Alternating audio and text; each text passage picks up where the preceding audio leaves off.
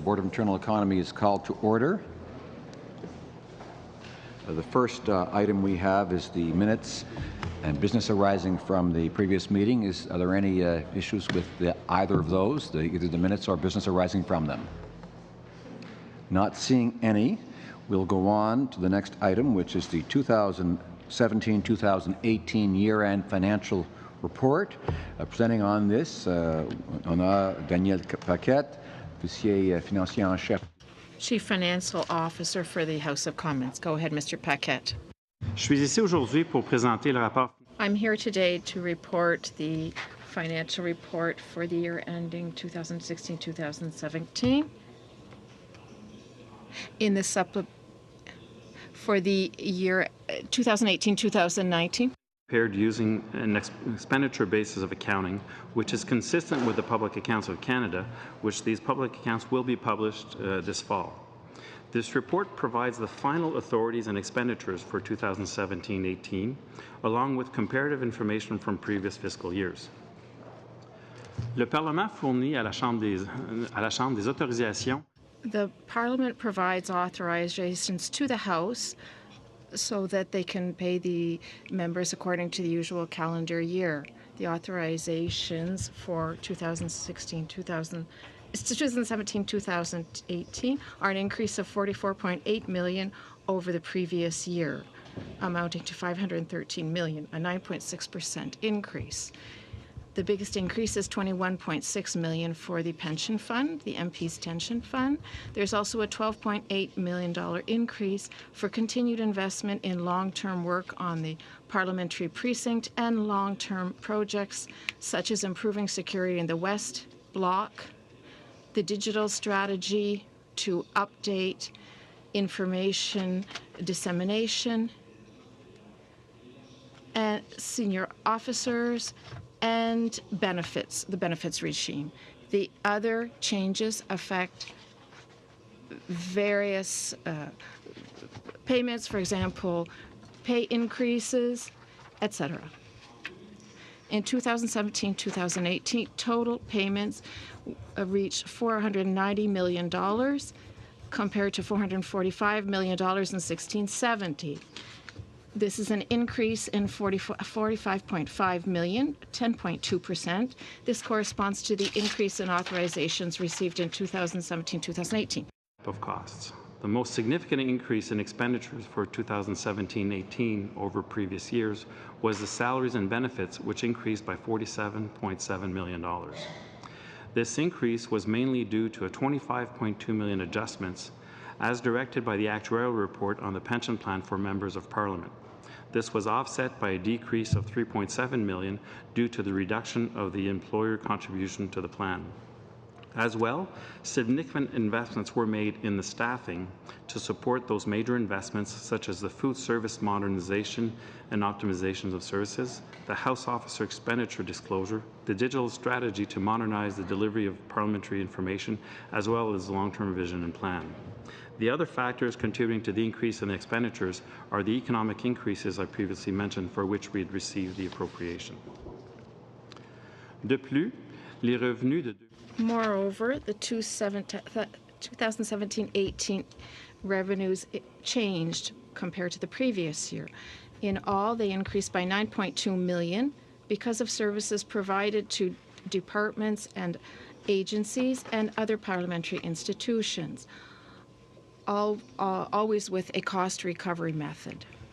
There is also income from catering, restaurants, and cafeterias. Authorities to the expenditures for 2017-18. So as mentioned, the total authorities were $513 million, while expenditures amounted to $490 million, leaving a surplus of $22.7 million. This amount corresponds to the lapse that will be reported in the Public Accounts of Canada. The surplus reflects that the fact that the authorities received are intended to support 338 members. Due to the fact that by-elections were held in 11 constituencies during the past year, there were fewer members and less support required, resulting in the reduced spending overall. Le surplus représente 7.1%. The surplus represents 7.1% of the total estimates voted for 2017-18. practice of carrying forward any lapsed funds up to a maximum of 5% of the main estimates. As such, I'm seeking your approval to include a carry forward of $15.9 million into this 2018-19 Supplementary Estimates A, representing 5% of our year's main estimates.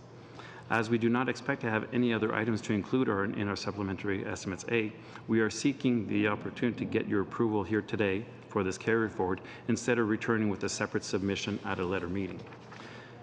Mr. Speaker, this concludes my presentation on the financial reports. Je suis disponible pour répondre aux questions des membres. Merci beaucoup. I'm ready for your questions. Thank you. Go ahead, Mr. Rodriguez. Mr. Chair, Mr. Paquette, always a pleasure to see you. This seems fairly standard. I have a small question. If you compare to last year, are you including the 5% from the MP's offices that are not carried forward? Yes. With regard to last year, we're talking about 15.4 million. This year, 15.9 million. This is 5% of the estimates voted every year. And a large part of this amount, 6.9 million out of the 15 million, is the portion that will be retransferred back to the MP's budget. Thank you. My question does follow on that, just so I'm clear. It's never really, perhaps I haven't paid enough attention, but when, for instance, in my budget this year, I had $60,000 remaining, that goes back into, is this what we're talking about when we're talking about the members of Parliament's unspent? That comes back to House Administration. It doesn't go back into general revenue or anything like that. I guess for our members, I'd like members to perhaps understand what happens to the monies that they do not spend as part of their total allocation. Okay. So at this point here, our total surplus is the 22 point some million dollars. And that, in essence, is the money that we haven't spent this year, since we don't spend what we don't need. The full amount goes back into the central fund. The carry forward is an additional authority that we ask through our supplementary estimates to be added to this year's appropriation. So the full amount actually goes back to the central account, and we ask for the additional portion, of which a portion goes back to the members, and the other portion we make sure to reinvest in activities or projects that are there to support the members. Part of their MOBs is part of that. Yes. Yeah. Okay. Sorry. And just so how would you compare the carry forward in terms of percentages? What amounts did members of Parliament lapse or not spend, and what percentage did the House Administration? How do those compare in terms of percentages of available budgets? Were members of Parliament more frugal, perhaps, than even our colleagues at the House Administration? Okay. It's difficult to say that the members may be more frugal, but the fact that we did have the 11 by-elections this year, though it means those MOBs were less used than the other MOBs. So where the carry forward overall for the voter appropriation for members is a little over 7%, or the surplus, and the one for the administration is a little over around 3%. There's various contributing factors to that. So the members can't take all the credit themselves, darn it. Right. Okay, Mr. Strahl? Okay. Anybody else? Is it agreed to accept the recommendation? Agreed. Merci beaucoup, Monsieur Paquette. The next item is guided tours of West Block by the Library of Parliament.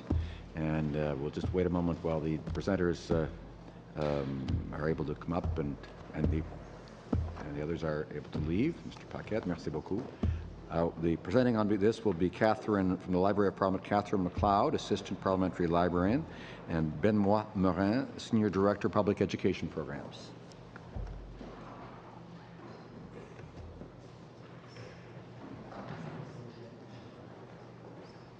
Ms. McLeod, well, when you're ready, that is to say, the floor is yours.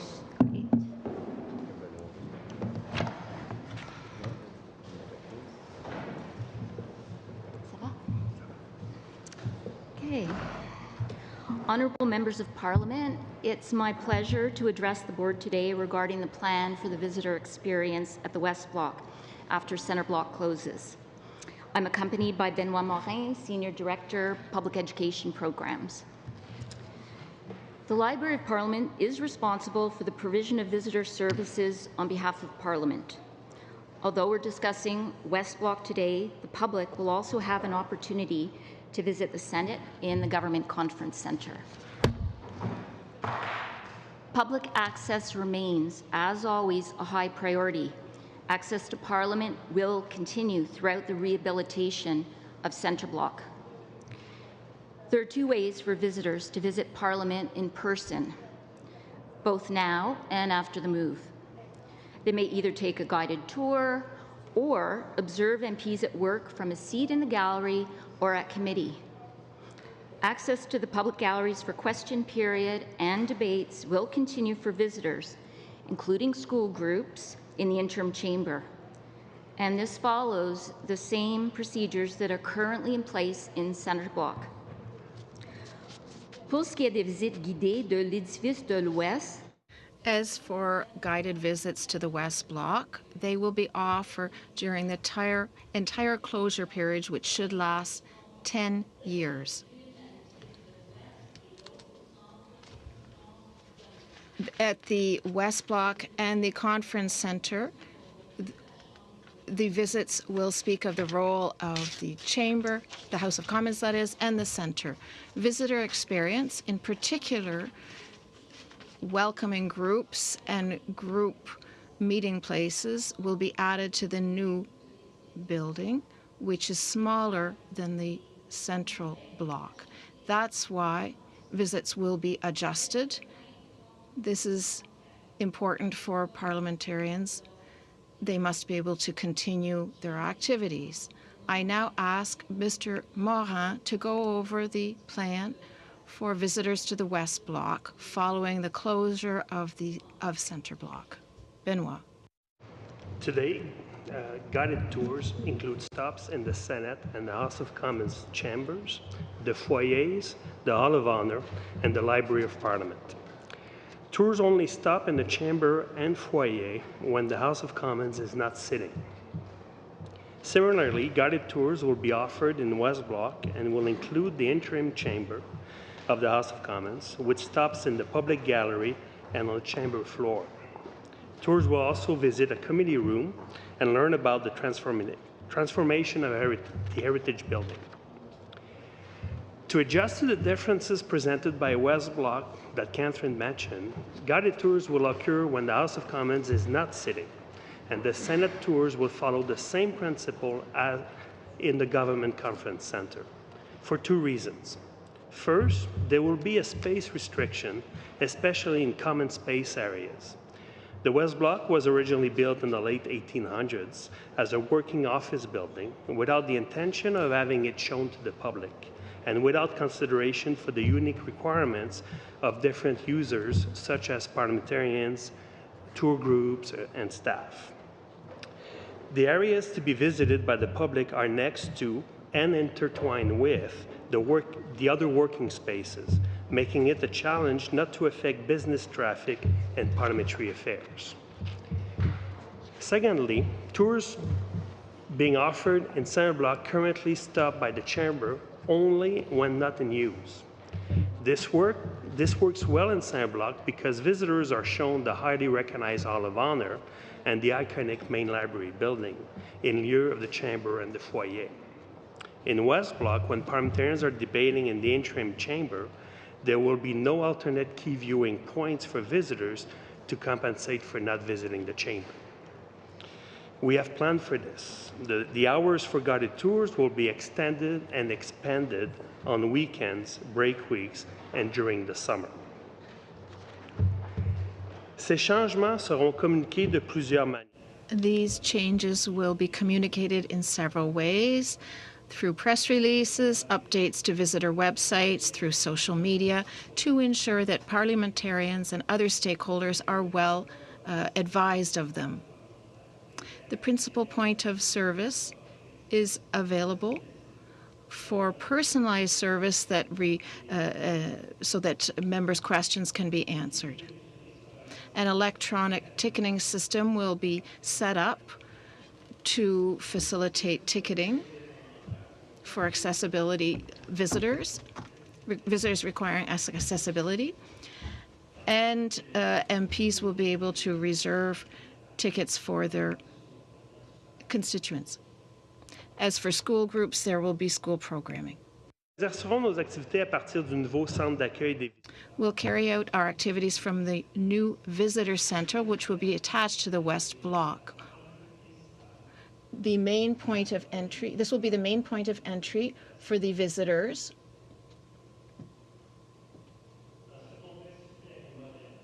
This underground modern complex will have special visitor spaces, including the Parliamentary Boutique. Been working diligently with its partners to redesign how we welcome visitors to Parliament Hill on your behalf so that they continue to have a high-quality experience during the Centre Block closure.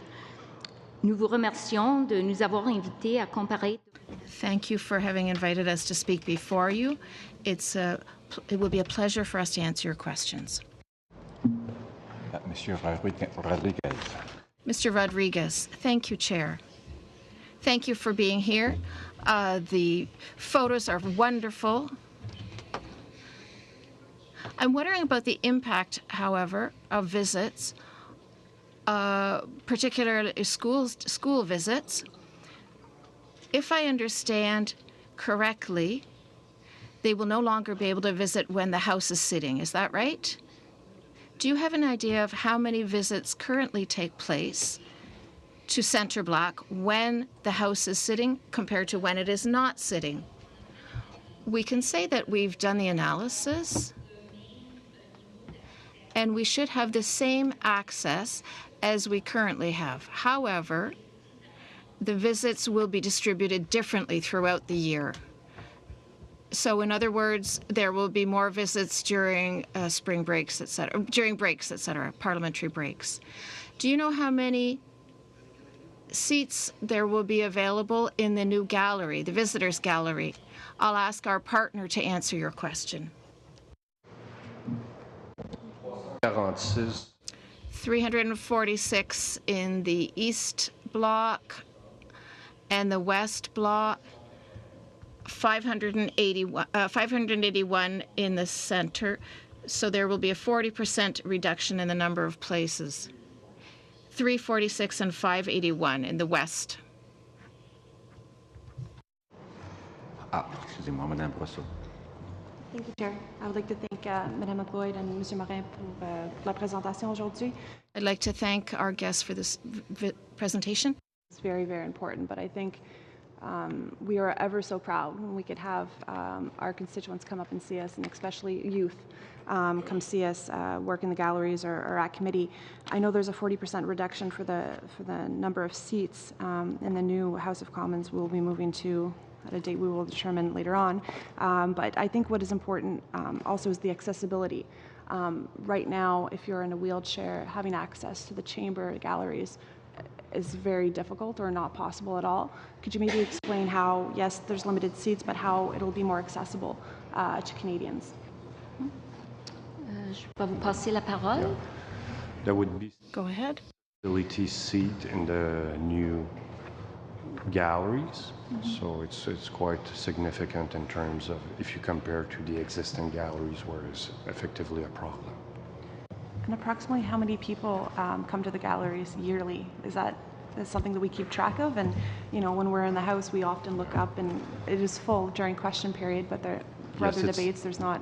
Yeah, it's not a number that is tracked, but as you point rightly, the question period, particularly on the Wednesday, gets quite full, the galleries, yes. Perfect. Thank you very much. Mr. Strahl. Thank you. The question's been answered about the reduced capacity, and I think those of us that have had the opportunity to tour the facility under construction recognize the new Visitor Welcome Center there's quite an expanse. It's very large. The building itself there is not a single hallway that's as wide as any of the hallways that are in Centre Block. There's just less room. All of the offices reflect that. But we still do want to make sure that, that we do maintain that access. And I think that's probably why you're here. There was some media reports that, that indicated that things were changing drastically. I'm glad to hear that, that there will be provisions made. I have a couple of questions. Has there been any thought, as far as I know, the visitor experience is basically internal. It's all inside of the buildings. I wonder if there has been any thought to having, in Ottawa, the weather is unpredictable sometimes, so it's easier to be inside. But has there been any thoughts about providing more of a grounds type of tour to give that visitor experience? And the second was, I understood from my last walk through that provisions had been made. I'm not sure if this is you or the buildings people, but that the books of remembrance were going to be brought down from the chapel, which I think is a great thing. That's that people do come to see those. So I'm wondering if there have been any other adjustments to. I know we can't get access to the library while we're under construction. It is the crown jewel, I think, of these buildings. So that's truly unfortunate. But maybe talk about those two things. Can we do something on the grounds, and can we? What other adjustments are we making to make sure people get that experience, similar experience to what they can get today? Thank you for the question. I'll start off, and I'll invite Benoit to elaborate. Yes. Memorial books will be available in the Visitors Welcome Centre in an appropriate setting. I understand following Remembrance Day, the timing will be a little bit later, but that could be confirmed. It's very important to continue to have a rich experience that helps visitors appreciate Parliament, your role, and the history of Parliament. We work with partners such as Heritage Canada, and they're currently responsible for the outdoor tours, and I will ask Ben perhaps to elaborate a little bit on that in terms of plans going forward. As Catherine just mentioned, the Department of Canadian Heritage does already programming on the grounds, and they offer guided tours that relate to the history of the site, and also they have, for instance, as you may know, that there's Sound and Light Show, for instance. So the grounds are already programmed, if you allow me that expression, by the Department of Canadian Heritage. To go back also to providing a comparable experience, if again I can use that term. We will also feature Centre Block in a mini video exhibit in the Visitor Welcome Center. So they will also be that showcase in addition to the books of remembrance that will remain accessible. So when a visitor presents himself at the current Visitor Welcome Center across Wellington, are they offered both the guided tour inside and the heritage? Are those, do visitors know when they show up that they have both of those options? Yes, that information is readily available. And that will continue. Okay, thank you. I gather it's the National Capital Commission, which is under Heritage, that actually provides the tours of the grounds. Is that correct? Actually, that mandate of the National Capital Commission was transferred to the Department of Canadian Heritage. So it used to be with the NCC, and it's now with PCH. Okay, thank you. Madam Chair. Thank you for the presentation. I just want, and I know the conversation will take place after this, but I just wanted to be on the record to say that as we do make a decision, to make sure that we are sharing the information with the public so that they are well aware of when they will no longer be able to tour Centre Block, because I would assume that there will be an influx of visitors that will want to try to make it here prior to that time, so that we are sharing publicly. I know that me, with my constituents, has had a lot of requests to come visit me, so I can only imagine what you'll be going through. So if we could just make sure it's readily available, that information, please. Thank you. Monsieur LeBlanc. Thank you, Mr. Speaker, and thank you for the presentation. I think all of us that have constituents or colleagues that have been able to interact with the guides you have, the staff that the library hires to do the tours. My experience has been that it's a remarkable group of young women and men, so I think it's a credit to the library, but to Parliament that we're able to offer that high-quality service, and visitors that I had a chance to talk to are consistently impressed with the people they meet. So I just wanted to say that, and you can pass it on to your colleagues. As we were discussing it, one thing that this time of year we all have school groups. I met one yesterday from a village called Capelé in my riding in New Brunswick. They were here, a bunch of grade 8 kids. So it's the time of year that's very busy, and that's probably a function of why booking these tours and so on has to be done so far in advance. And as Bardish said, the pressure, because the centre block will likely be closing, has probably increased the demand on the services. I like your idea in your presentation of extending the hours, simply because I have the impression, it's anecdotal, that a lot of groups would accept perhaps to come at a later time of the day or earlier in the day if they could get access. And with the restrictions that colleagues have talked about in the West Block, I think that's going to be even more important. And I'm wondering if you would be open, as we see what it looks like after a year of operation. Again, I guess you'd have to come back to this table, or the funding issue is always of concern, but I think we should keep a very alert sense to the pressure that's going to come in terms of the demand, and look at, is it possible to extend the hours even further than what you're planning, or have additional staff during some of those extended hours, because I just think we miss opportunities sometimes, and it's nobody's fault. It's a reality of Parliament sitting late in the evenings, the security context. I just think we should look for maximum opportunities to increase the access as we have a sense of the first year of the new operation in the West Block, for example. It would just be a suggestion. Merci beaucoup. Anything else, colleagues, on this? No. Thank you very much. Merci beaucoup. Thank you. La prochaine chose.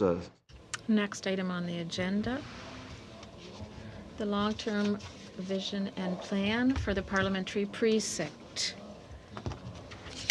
Our speakers today are Stéphane Aubé, Chief Information Officer, Susan Kolba, Senior Director, ANL TVP Program Manager Directorate, and our Deputy Clerk, Monsieur Patrice. Monsieur Patrice. Thank you. Chair, members of the board, I'll start my presentation at the end. We recommend that you move operations from the centre block as of the winter adjournment, as well as begin to move some MPs' offices out of centre block this summer. Recommendation after a thorough review of the status of the project, analysis of the risk, both potential and real. Our review included a series of discussions with our partners, particularly Public Service and Procurement Canada, where the available data and information gathered on the project were closely assessed with the required due diligence. All the partners involved understood that a good measure of healthy challenging had to occur. Our common objective is to ensure that the House of Commons transitions seamlessly to West Block. After all, this is not a typical office facility. It is the seat of our democracy.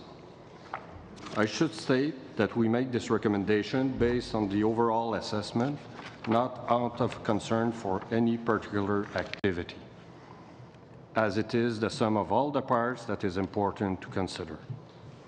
There are so many moving parts that to assume that everything will go according to plan, that leaves no room for error, would not really be responsible, as the date of the return of the House in September cannot be ignored.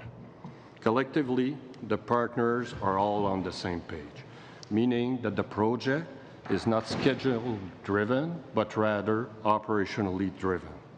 The new facilities must function as we expect them to, and as they should.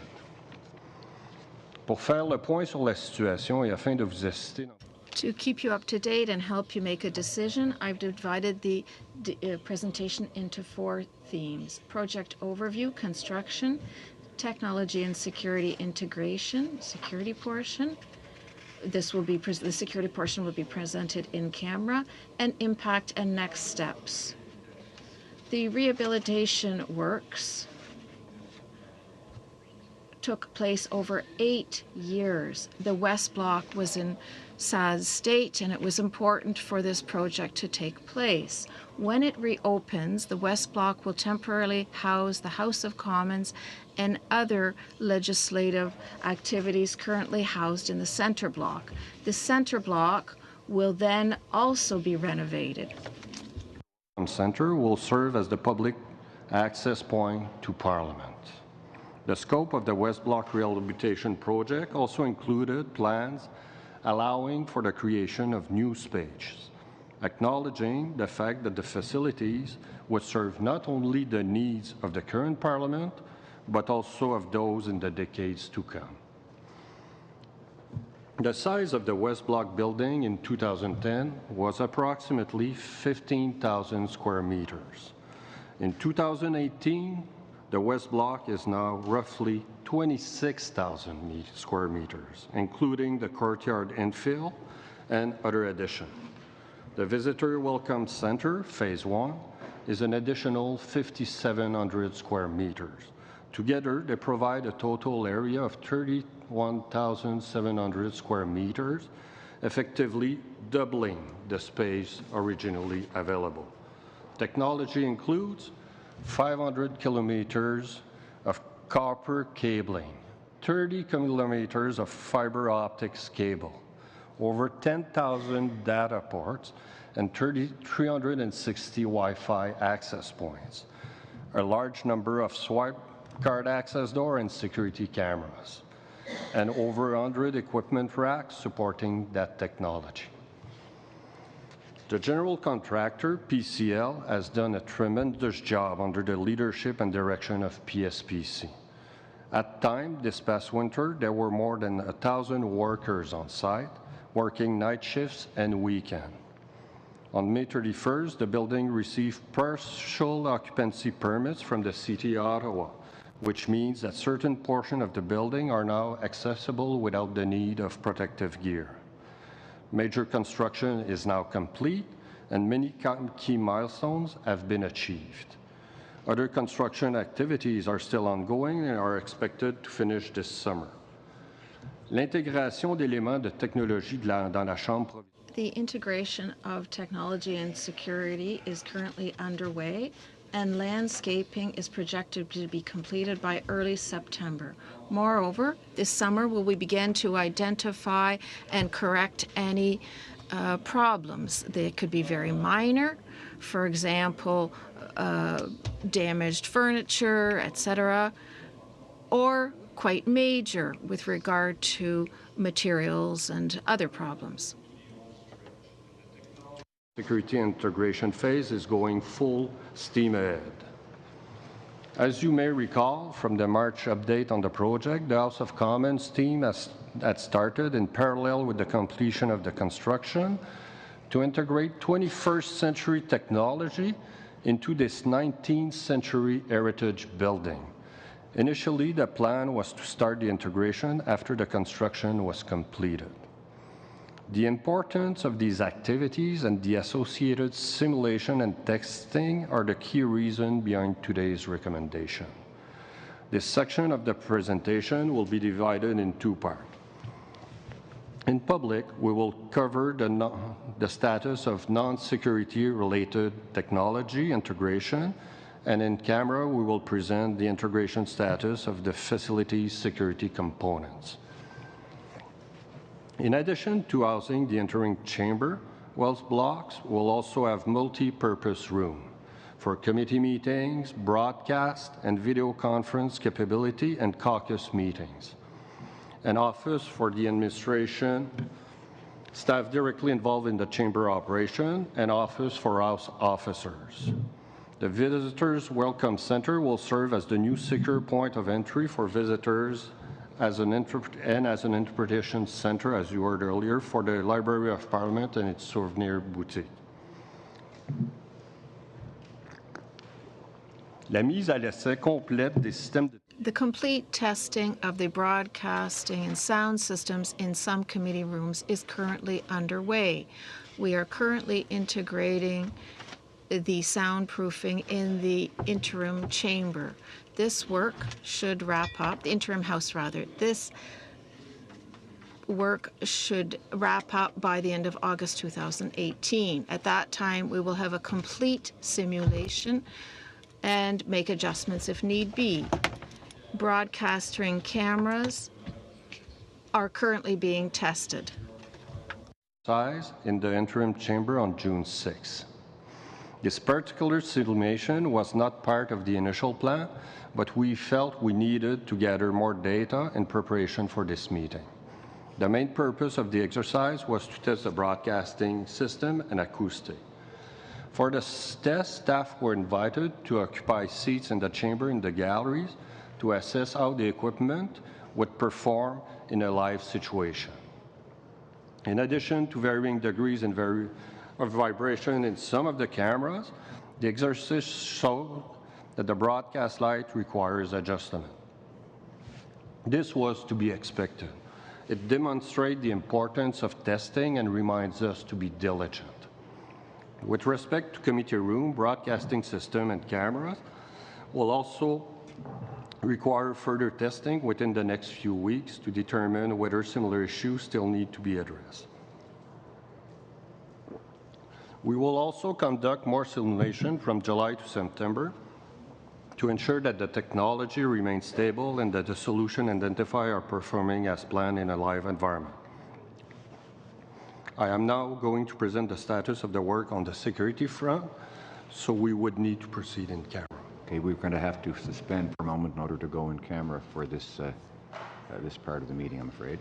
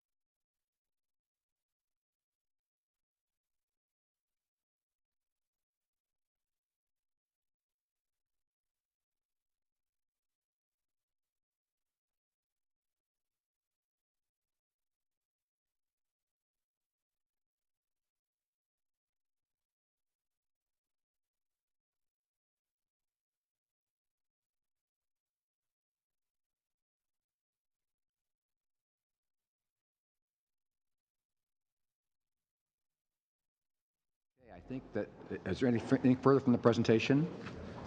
Go, please proceed. Thank you. Carry Thank on. you. À la suite de notre discussion à huis clos, Following our in-camera discussion concerning the current state of the project regarding security, I would now like to talk about getting the building operational. This part of the presentation regards technology and security.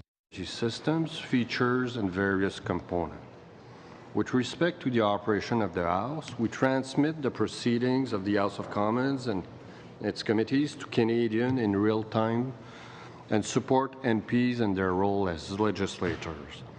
The robust technology that is required to support these activities in a 21st century building necessitates an equally robust series of tests and simulation to ensure the proper functioning of the interim House and its proceedings. At this stage in the project, meeting a mid-September end date would require accelerating the transition and going live without conducting some of these planned tests. We feel that this would increase the risk of a failure to an uncomfortable level. I will repeat, this is not a typical office building. To be clear, moving the operation of the House of Commons over the winter adjournments also carries some risk for Centreblock. As we all know, this building is not in top shape and needs significant repairs and upgrades. However, these needs are a known quantity, and our assessment is that it can continue to operate with the occasional Band-Aid solution should the need arise. Another impact of the recommendation is the potential escalation in the construction costs associated with the Centreblock project. Construction cost escalation is defined as change in the cost of material and labor over time. In plain language, it means that if you defer a purchase of goods or services, it is expected that when you decide years later to make that purchase, that price will have gone up. It's not an out-of-pocket expense in the short term. However, failing to take appropriate measure to offset that potential escalation in cost may have an impact towards the end of the project. Accordingly, we have already opened discussion with our partner to implement measures that would prevent this cost escalation. D'abord, le projet de l'édifice de l'Ouest a été pour nous. First of all, the West Block project was a learning experience for Oz. We were able to discover and implement a new approach for working with technology. This reduces implementation time since we work as the construction is going on. Moreover, we are studying the possibility of undertaking activities, that is, scoping activities of the center block as originally planned. Having held discussions with various stakeholders, I believe that we could start working on a few offices in the center block as of this summer in order to carry out these scoping activities. That the West Block project is one of the largest rehabilitation projects for an heritage building in Canada. This project could not have been accomplished with this level of success without the hard work and commitment of the dedicated project team from the House Administration, Digital Services and Real Property, and the Parliamentary Precinct branch of PSPC, as well as other supporting partners. Obviously, it has been challenging, and we had to have our share of surprises. Anyone who has lived through a renovation project can relate to that. We are proud of the result. West Block is an architectural gem, and it has the most modern feature available. We are excited and look forward to beginning the transition to full operation. With this recommendation, I feel we can comfortably move into the final phase of our transition to the interim chamber. Then we will embark on what will be the largest rehabilitation of a heritage building in Canada, the Center Block. Mon équipe et moi sommes prêts à répondre à vos questions. Merci. My team and I are ready to answer your questions. Thank you. Ms. Jagger. Thank you for that presentation and the information. So just towards the end, so I'm understanding that we could move, but in a phased out approach. So have members of parliament moving to other offices in the precinct, and then I guess the chambers could follow once the West Block is fully ready to go, and that would be good. I do wonder about the cost to the public purse. So with the phased out approach, which means, because it does actually make sense to phase it out and move a part and then get some of the work started and then move the rest when West Block is done. There's no point in everything having to be around West Block when the other offices are available. But it does concern me when it comes to the costs to the taxpayer. Would there be additional costs?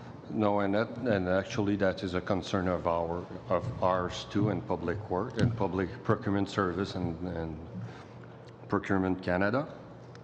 We had discussion, I understand, from PSPC that proceeding in this fashion actually negates any construction escalation costs. No new costs? No new costs because there's actually no delay to the Center Block project.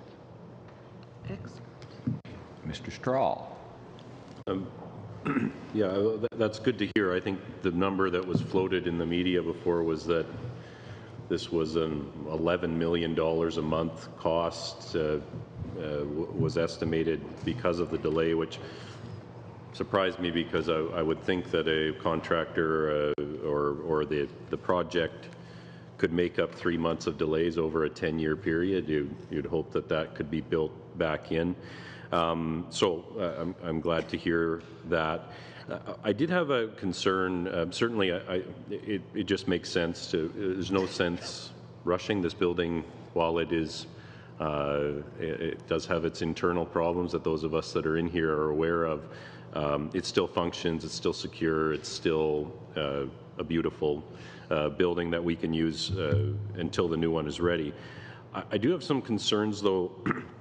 When the summer recess was the target for the move, you're looking at 11 plus weeks available for the transition. When you go to the winter break, it's 5 or 6. So that's really a compressed timeline. I'm wondering, is there, speaking of making up 3 months over a year, I'm wondering that this might be more something for House officers to talk about, but should we be looking at giving you an extra week in January and making up that time ourselves in a compressed calendar? Would that be helpful? I don't want us to get into a scenario where we sit till the 15th of December, for instance. We're back the last week of January. That's a really compressed timeline, and I want some assurances that we don't make the mistake of does that give you enough time, I guess is my question, to make the full transition? I'm confident in terms of the new proposed approach that 6 weeks is quite sufficient, especially since if you take into account that we're going to move some members out of this building starting this summer. So that's less that needs to be done during that period. And what will remain in terms of moving will be in a way minimal compared to an election, let's say, when there's move in terms of 338 members. So I'm quite satisfied and confident that this would be sufficient. I'll take note of the suggestion, and should we feel there's a week short, let's say, we'll have opportunities to come before the board in the fall to ask for that. But that being said, I'm quite confident, and my team is also very confident that 6 weeks is more than sufficient.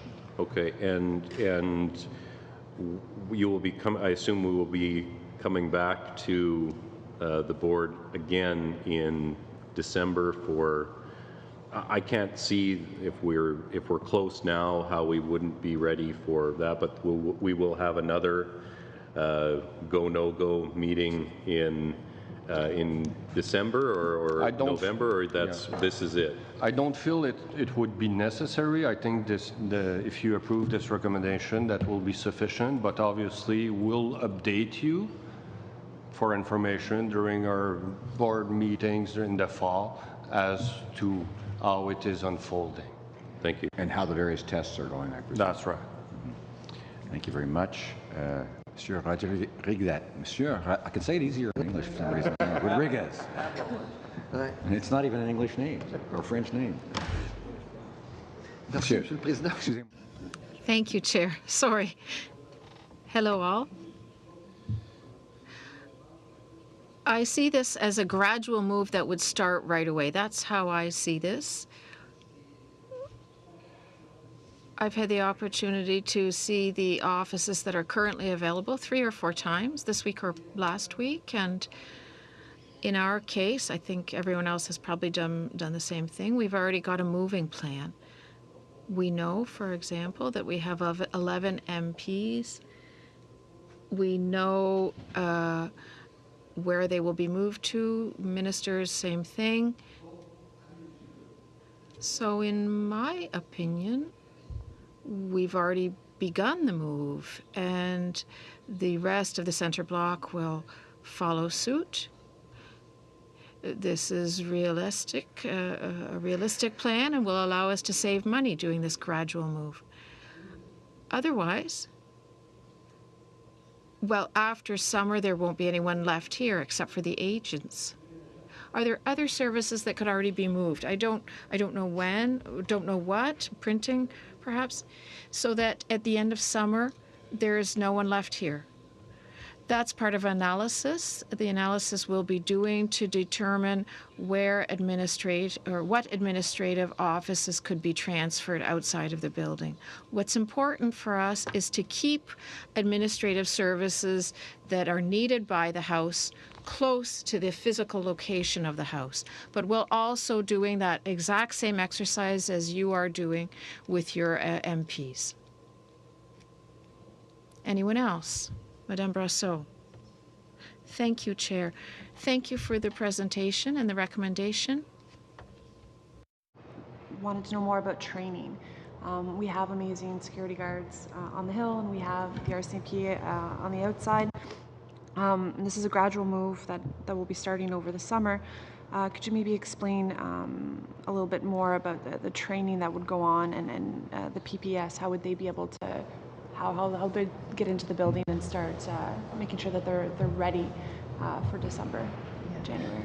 So when we bring a new building online, PPS will be the first occupants of that building, and they bring all their forces through the building, and they do, exercises, and they familiarize themselves with the facility, so that by the time we actually bring any other occupants in, they're fully knowledgeable about the building. They have their operating procedures down pat, and they're ready to function fully before we bring anybody in.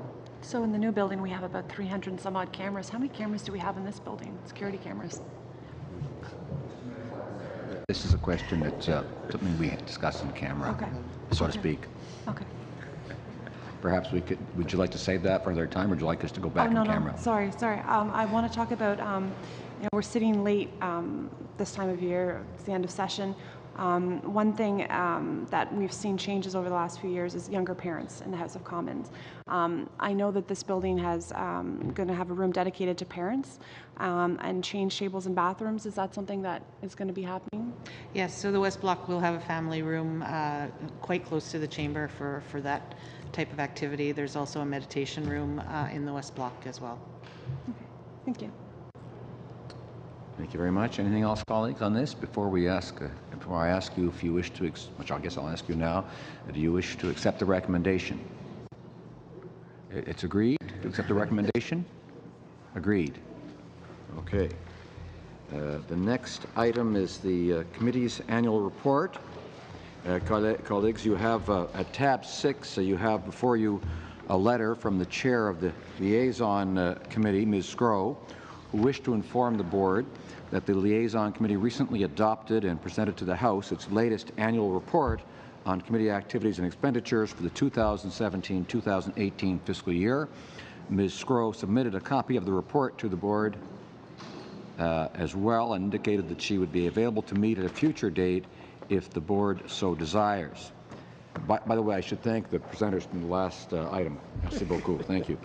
Conformément à l'article 20, pursuant to Article 124 the board is mandated to present a final detailed report on the committee as of June 2014, according to the established practice. This report is approved by the board and tabled by the chair to ensure that Attached report to the House as the board's report pursuant to the standing order. Any comments about that or questions? Is it agreed? Agreed. And then, en français, ici. Nous avons maintenant le rapport annuel sur le... we now have the annual report on the House of Commons policy on addressing and preventing harassment for 2017-2018. The presenter from the House of Commons, Pierre Parent, Chief Human Resources Officer. Mr. Parent, thank you for being here, and you have the floor. Thank you, Chair. As Chief Human Resources Officer, I have been mandated to table to the board the annual report of the House of Commons policy on addressing and preventing harassment. I would like to present this third annual report for the period April 1st, 2017 to March 31st, 2018. As you surely know, this policy was adopted the 9th of December 2014. It applies to MPs and senior agents of the House, as well as their employees and employees of the research bureaus. Interns, paid or not, are also concerned by this policy.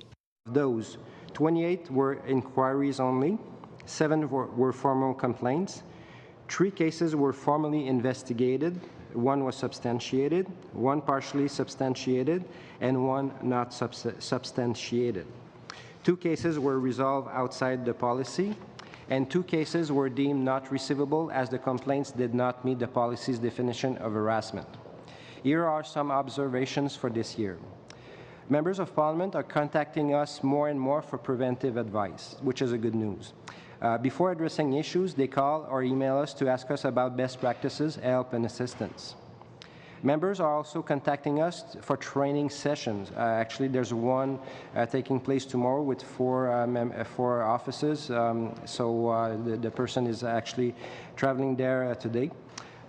So these training sessions on harassment prevention and for the employees. With training, one of the great prevention tools in the matter of harassment, multiple in-class sessions were provided this year. As per the board decision of March 1st to make in-class session mandatory for all members, over 300 members have attended the course called Strengthening a Culture of Respect from Awareness to Action. A session intended for member staff is also being developed and will be offered in the fall of 2018. La formation en ligne est aussi un bon outil et je suis heureux. Online training is also a good tool. As of March 31st, 687 people made a voluntary declaration that they had taken this training, and I am available for any questions from the board members. Thank you, Mr. Parent. Any questions, comments? Mr. Strahl. Thank you, Mr. Parent. Based on what you've told us in terms of how many claims or how many inquiries are coming, this is, as you said, this is the expansion. People are contacting you more. What's the is your level of support and staffing, etc., sufficient to meet the needs of members and staff that are contacting your office? Thank you for your question. Right now, it is not quite sufficient, but I've got the go-ahead, and actually one person is coming on board in 2 weeks, and we'll have 2 others in the coming months. Because the volume and these numbers don't necessarily show the work that's being done behind the curtains. For instance, and we're calling some of these informal cases inquiries, but some of these inquiries require more hours than some of the formal complaints. So there's a lot of work involved, and staff that is usually assigned to other HR duties within the administration are now focused on some of these cases. talking, for instance, complex HR issues that may raise a claim of potential harassment, but it's more of a labor relations issue, so we become involved in that perspective. Thank you. Monsieur Rodriguez. Mr. Rodriguez. Congratulations, Chair. Thank you, Mr. Parent. I'd like to say that I have the privilege, as the whip, to work regularly with Mr. Parent. He provides excellent services, his team as well, in particularly the training that has been taken by all members. I'd like to know, Mr. Parent, the context has changed with the Me Too movement. There has been an organizational change as well that has created some upheaval, let's say. How has that, how have you seen this change, and how does it change the way that people ask for your services? Thank you for your question. Well, it's interesting. The Me Too movement hit us a bit later, perhaps. It started in October in society at large and began in January here. And what we've noticed, as you'll note, there are complaints and requests, but what we notice above all is that members want advice on, for example, human resource management. And we try to see how we can help them more than we have done in the past, provide advice with human resources management. There's a need for this, particularly because we're much more aware of these issues, given the media coverage, for example. So there's this preventive aspect to our work now. We're seeing MPs call us up and say, okay, I've got an issue, there's no complaint, but I can see something's going on and I'd like some advice. This is something that we didn't see before the Me Too movement. Oh, well, that sounds good for the proactive side of things. People will be better informed. They'll be able to intervene more quickly. Thank you. Any other comments or questions? Monsieur Parent. Thank you, Mr. Parent. There's no recommendation, was there? Okay. We're on, the next item requires us to go in camera again, so we'll suspend for a few moments in order to do that. Employment. It's on employment documents for employees of members of Parliament.